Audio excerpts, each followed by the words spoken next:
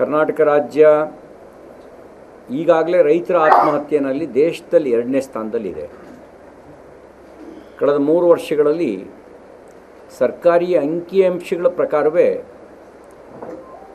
2850ಕ್ಕೂ ಹೆಚ್ಚು ರೈತರು ಆತ್ಮಹತ್ಯೆ ಮಾಡಿಕೊಂಡಿದ್ದಾರೆ. ಬರಗಾಲ ರೈತರ ಆತ್ಮವಿಶ್ವಾಸವನ್ನು ಕಸಿದುಕೊಳ್ಳೋದಕ್ಕೆ ಅವಕಾಶ ಕೊಡಬಾರದು. ರೈತರಿಗೆ ಆತ್ಮವಿಶ್ವಾಸ ತುಂಬಬೇಕಾಗಿರ್ತಕ್ಕಂಥ ಜವಾಬ್ದಾರಿ ಸರ್ಕಾರದ ಮೇಲಿದೆ. ಅವರಿಗೆ ಆತ್ಮವಿಶ್ವಾಸ ತುಂಬಬೇಕು ಅಂತ ಹೇಳಿದ್ರೆ ಬರಗಾಲವನ್ನು ಎದುರಿಸೋದಕ್ಕೆ ಬೇಕಾದಂಥ ಸಿದ್ಧತೆಯನ್ನು ಮಾಡಬೇಕು. ಈಗ ಅಗತ್ಯ ಇರತಕ್ಕಂಥ ಜಲಸಂಪನ್ಮೂಲವನ್ನು ಕುಡಿಯೋ ನೀರಿಗಾಗಿ ಮತ್ತು ಉಳಿದಂತೆ ಜಾನುವಾರುಗಳಿಗೆ ನೀರು ಮತ್ತು ಮೇವನ್ನು ಒದಗಿಸೋದಕ್ಕೆ ಬಳಕೆ ಮಾಡಿಕೊಳ್ಳೋದಕ್ಕೆ SOPಯನ್ನು ರೂಪಿಸಬೇಕು. ಆಮೇಲೆ ಬರುವ ನೀರು ಖಾಲಿ ಆದಮೇಲೆ ಕುಡಿಯೋ ನೀರಿಗಾಗಿಯೇ ಪರಿತಪಿಸುವಂಥ ಸ್ಥಿತಿ ನಿರ್ಮಾಣ ಆಗಬಾರ್ದು. ನಾವು ಪ್ರತಿಪಕ್ಷವಾಗಿ ಕೇವಲ ಟೀಕೆ ಮಾಡೋದಷ್ಟೇ ನಮ್ಮ ಉದ್ದೇಶ ಆಗಬಾರ್ದು ಅನ್ನೋ ಹಿನ್ನೆಲೆಯಲ್ಲೇ ಸರ್ಕಾರಕ್ಕೆ ಸಕಾರಾತ್ಮಕವಾಗಿರೋ ಸಲಹೆಯನ್ನು ಕೊಡಲಿಕ್ಕೆ ಬಯಸಿ ಈ ಸಂಗತಿಯನ್ನು ಹಂಚಿಕೊಳ್ತಾ ಇದ್ದೀವಿ. ಮೇವಿನ ಕೊರತೆ ಆಗದಂತೆ ಮೇವು ಬೆಳೆಯೋದಕ್ಕೆ ಬೇಕಾದಂಥ ಕ್ರಮವನ್ನು ಕೈಗೊಳ್ಳಬೇಕು. ಅಲ್ಪಾವಧಿ ಬೆಳೆಗಳನ್ನು ಅಂದರೆ ಕೃಷಿ ಇಲಾಖೆ ಮತ್ತು ತೋಟಗಾರಿಕಾ ಇಲಾಖೆಗಳನ್ನು ಸನ್ನದ್ಧಗೊಳಿಸಿ ಅಲ್ಪಾವಧಿ ಬೆಳೆಗಳನ್ನು, ಅದು ಸಿರಿಧಾನ್ಯ ಇರ್ಬೋದು, ದ್ವಿದಳ ಧಾನ್ಯ ಇರ್ಬೋದು, ಈ ಒಂದು ಬಿತ್ತನೆ ಬೀಜಗಳನ್ನು ಒದಗಿಸೋದ್ರ ಮೂಲಕ ಮೇವು ಬೆಳೆಯೋದಕ್ಕೆ ಮತ್ತು ಅಲ್ಪಾವಧಿ ಬೆಳೆ ಬೆಳೆಯೋದಕ್ಕೆ ಕ್ರಮವನ್ನು ಕೈಗೊಳ್ಳಬೇಕು ಅಂಥೇಳಿ ನಾನು ಆಗ್ರಹಿಸ್ತೇನೆ.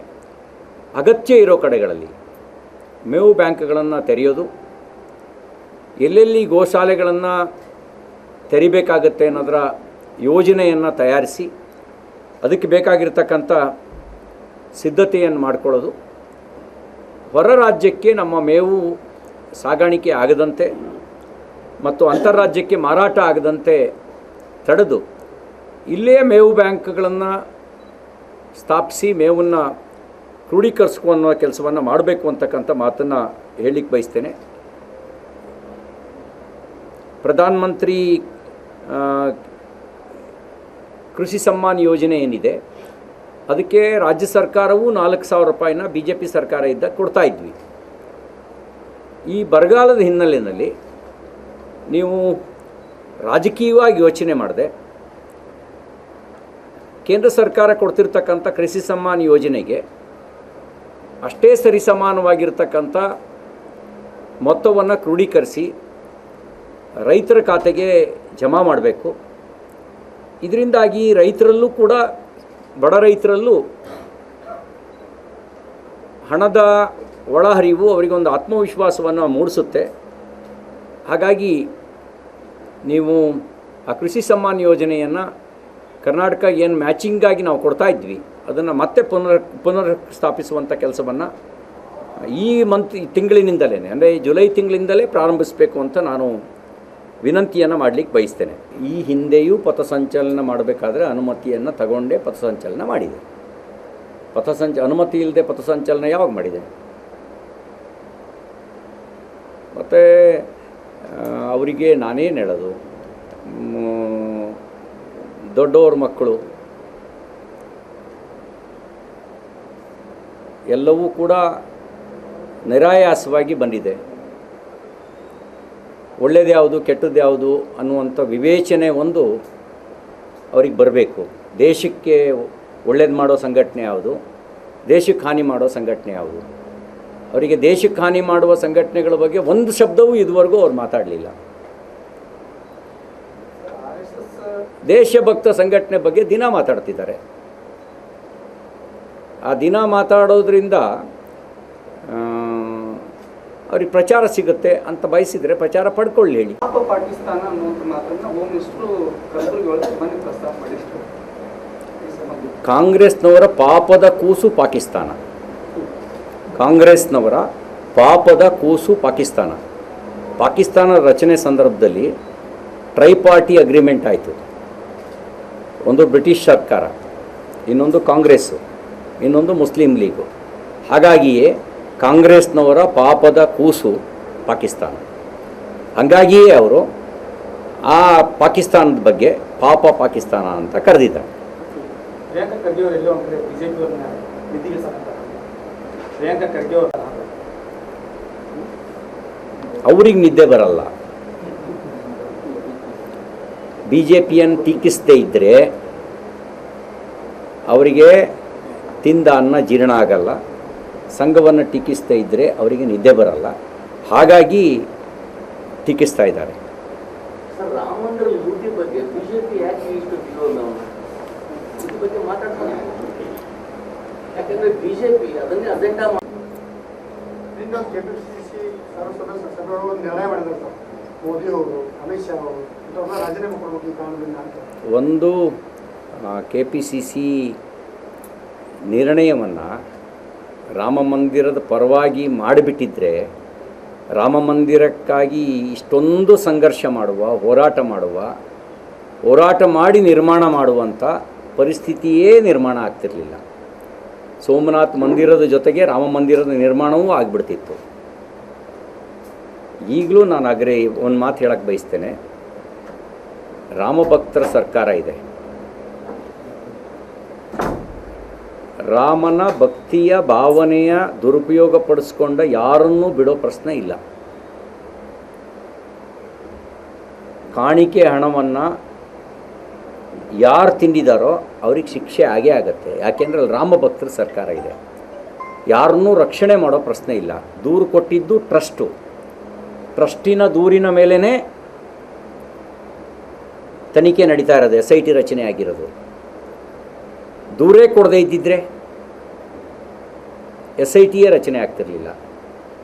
ಆದರೆ ನಮ್ಮ ಕಳಕಳಿ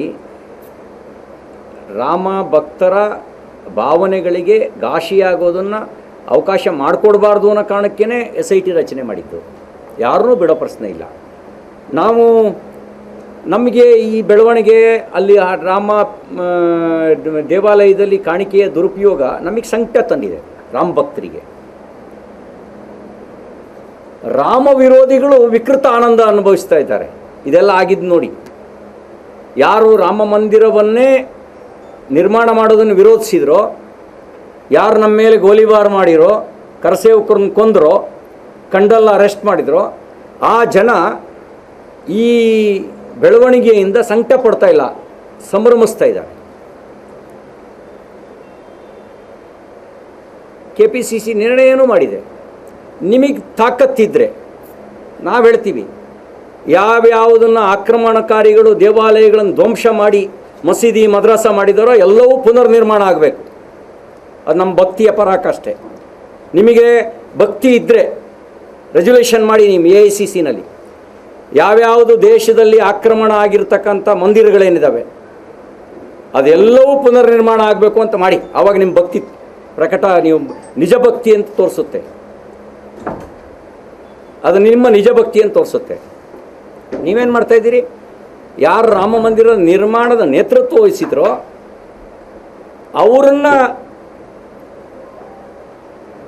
ಅವ್ರ ಮೇಲೆ ಆಪಾದನೆ ಹೊರಿಸೋ ಕೆಲಸ ಮಾಡ್ತಿದ್ದೀರಾ. ನೀವೇನು ಕೇಳ್ತಾ ಇದ್ದೀರಿ? ಮೋದಿ ಅಮಿತ್ ಶಾ ರಾಜೀನಾಮೆ ಕೊಡಬೇಕು.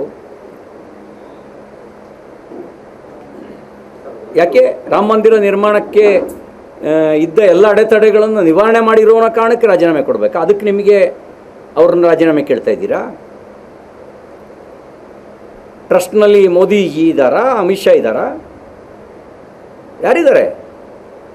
ಅಥವಾ ಕಾಣಿಕೆ ಹಣದ ದುರುಪಯೋಗ ಅದು ಆಪಾದನೆ ಅವ್ರ ಮೇಲೆ ಇದೆಯಾ? ಇದೇ ನಿಮ್ಮ ಷಡ್ಯಂತ್ರ. ಅಂದರೆ ನಿಮಗೆ ರಾಮನ ಮಂದಿರವನ್ನೇ ಸಹಿಸೋಕ್ಕಾಗ್ತಿಲ್ಲ, ಅದಕ್ಕಾಗಿ ಈ ಆಪಾದನೆ ಮಾಡ್ತಾಯಿದ್ದೀರಿ. ನಿಮ್ಮ ಆಪಾದನೆಯ ಉದ್ದೇಶನೇ ರಾಮ ಮಂದಿರದ ನಿರ್ಮಾಣವನ್ನೇ ನಿಮಗೆ ಸಹಿಸೋಕ್ಕಾಗ್ತಿಲ್ಲ, ಅದಕ್ಕಾಗಿ ನಿಮಗೆ ಸಂಕಟ. ನಮಗೆ ರಾಮ ಮಂದಿರದ ನಿರ್ಮಾಣದ ಬಗ್ಗೆ ಸಂತೋಷ ಇದೆ, ಸಂಭ್ರಮ ಪಟ್ಟಿದ್ದೀವಿ. ಈಗ ನಾವು ಸಂಕಟ ಪಡ್ತಾ ಇದ್ದೀವಿ, ಇದಾಗಬಾರ್ದಿತ್ತು ಅಂಥೇಳಿ. ಆದರೆ ನೀವು ನಿರ್ಮಾಣ ಸಂದರ್ಭದಲ್ಲೂ ಸಂಕಟಪಟ್ಟು ಈಗ ಸಂಭ್ರಮ ಪಡ್ತಾ ಇದ್ದೀರಿ. ಇದು ನಮಗೂ ನಿಮಗೂ ಇರೋ ವ್ಯತ್ಯಾಸ.